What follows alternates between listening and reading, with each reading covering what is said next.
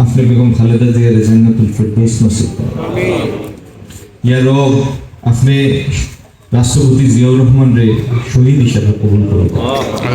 বেগম খালেদা জিয়ার জীবদ্দশায় তার সন্তান আরাফাত রহমান কোকরে তাই নারাইছেন, আপনি আরাফাত রহমান কোকরে ইয়া রব জান্নাতুল ফিরদৌস দান করুন। এই দেশও কর্মসংস্থান, অর্থনীতির প্রসার এবং রাজনৈতিক স্থিতিশীলতা, এই প্রাতিষ্ঠানিক সক্ষমতা, এই লক্ষ্যগুণ অর্জন করার তৌফিক আমাদের দান করুন। ইয়া রাব্বুল আলামিন, আমরা যদি আপনি এই দেশের খেদমত কবুল করেন, তাহলে এই খেদমতরে আপনার সন্তুষ্টি অর্জনের জরিয়া হিসেবে কবুল করুন।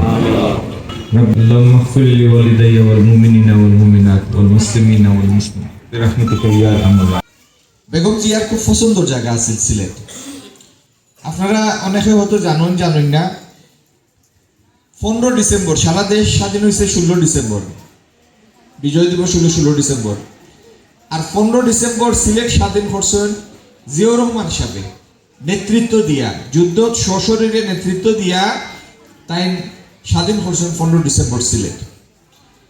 এই সিলেটও এমন কিছু কাম করতাম যাতে সিলেটে একটা ইতিবাচক পরিবর্তন হয়। 1 নম্বর হইল সিলেট খামর সুযোগ কম। আমরা আগামী দিন সরকারি সহায়তায় সিলেট মিল ফ্যাক্টরি স্থাপনের ব্যবস্থা করব, যা সিলেটের প্রত্যেকটা কৃষি জমি থেকে একটা বাড়তি ফসল তুলিয়ে আনা। ইনশাল্লাহ সিলেট সারা দেশের লাগি একটা নতুন শস্য ভান্ডার হিসাবে আবির্ভূত হইব।